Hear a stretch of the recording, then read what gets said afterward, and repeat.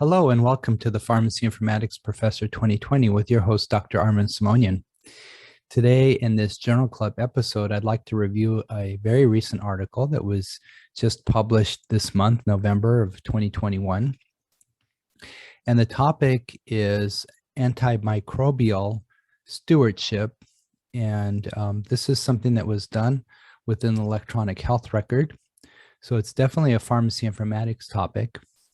And it talks about clinical decision support and applying rules to antimicrobial stewardship within the EHR. And it also touches on documentation of pharmacist intervention.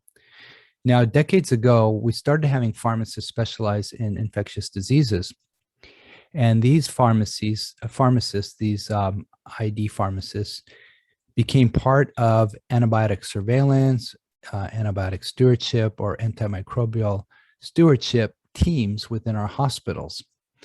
And the goal of these teams was to improve patient outcomes, to reduce the use of antibiotics, to make sure that the right antibiotic was being used for the right organism, and to look at resistance patterns to make sure, again, that we're doing the most effective therapy when we're treating patients with infections. And so this article touches on a number of these topics. Now, we've also had companies like Pharmacy, OneSource, and Theradoc that have applied technology to the medication use process in terms of helping us with this clinical decision support within the area of antimicrobial stewardship.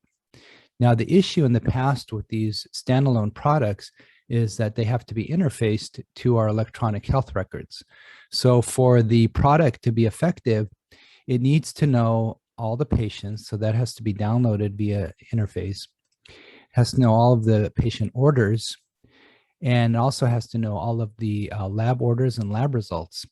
And so all of these interfaces have to be in place and up and running and efficient for the standalone product to do its job.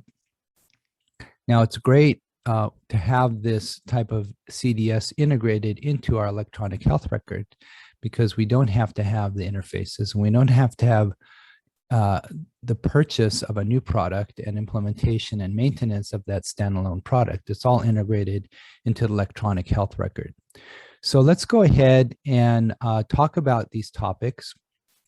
The other thing I'll talk about is documenting pharmacist intervention. So as pharmacists, every day we do a lot of great things. We review all of the medication orders for our patients. We review all the new prescriptions and refills and new inpatient orders. And we're doing a lot of great work in terms of improving outcomes and making sure that we're providing the optimal therapy, catching errors and correcting those, and sometimes actually literally saving lives. So we want to document all of these great activities, because if we document them, then we can do some data analytics afterwards and really prove our worth as pharmacists and show that we might be improving outcomes and reducing hospital stays, and also providing better use of our limited resources with antimicrobials. And so with that kind of documentation and analysis and presentation to our hospital administrators, we can move forward with applying new technologies that will make our operations more effective and efficient and safer. And so let's get into the article. Let me bring up the presentation and we can talk about this particular instance. And this was, as I said, just published this month, November. Let me go back to the start here, and we'll talk about development of an antimicrobial stewardship module in electronic health record, and in this case, it's the EPIC EHR, and options to enhance daily antimicrobial stewardship activities. So EHR-based clinical decision support, and in the summary here, you can see they talk about the fact that they enhance their documentation of pharmacist interventions. So we'll touch on all these points. Within EPIC, they have some standard antimicrobial stewardship functionality. So they have scoring of patients, and you can track pharmacists' activities to see if the score has improved over time, and that can all be documented with the system. Now, what this institution did is they went a step further and they developed some customized alerts. So here's a list of those. This isn't a complete list, but it shows most of the basically expert rules that they built into their system. And I'll just, for example, talk about one of them.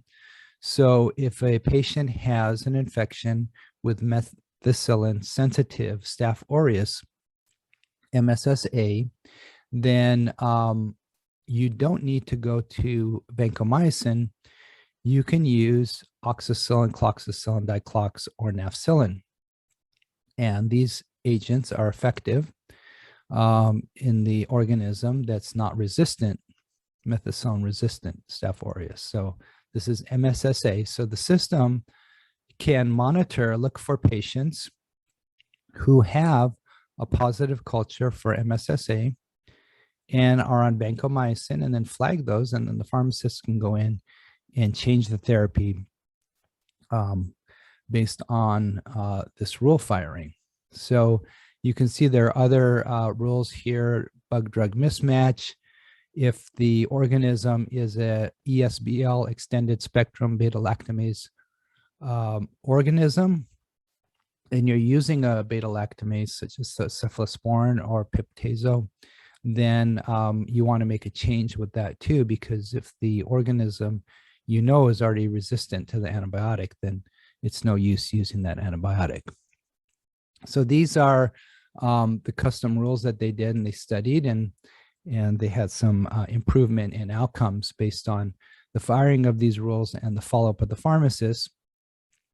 And once the pharmacists followed up, there was documentation that they had done this great work.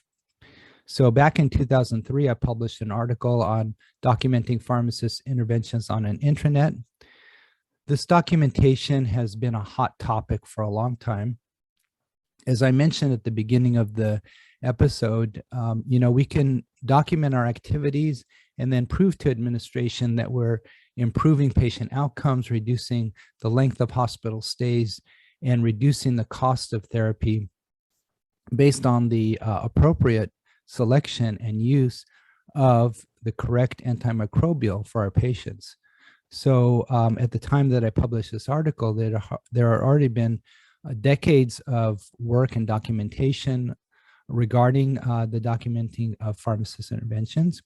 And since then, so this article was written almost 20 years ago, you can do your research and you can find quite a few more articles that were written on this topic. So that might be a good activity if you're interested to go and do a literature search and look at documenting of pharmacist interventions. If we do the intervention and it's not documented, then it really didn't happen. So there's no way to prove that it happened. So it's really important, as we do all this great work as pharmacists, to document what we're doing.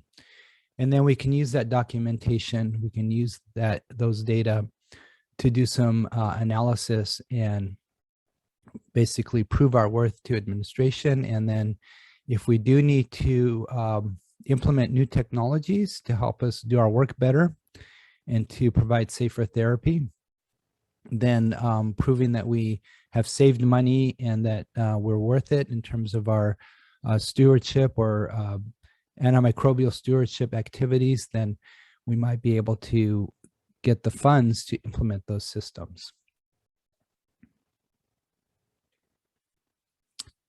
So if these topics were interesting to you, go ahead and like the video and subscribe to my channel, and I'll thank you for that. Antimicrobial, antibiotic, antimicrobial stewardship has been an important activity for pharmacists for a long time.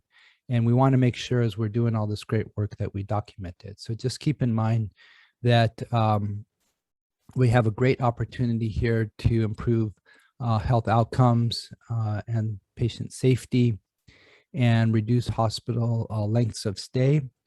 And by documenting all of this, we can prove our worth and make sure that we're able, from a pharmacy informatics point of view, to continue to apply our technologies to the medication use process to make our operations more efficient and effective and to improve the safety of our medication therapies. So that's it for today. In the meantime, stay safe, stay healthy, look after the health of others, and I'll continue to work on more episodes, and I hope to see you next time. Take care.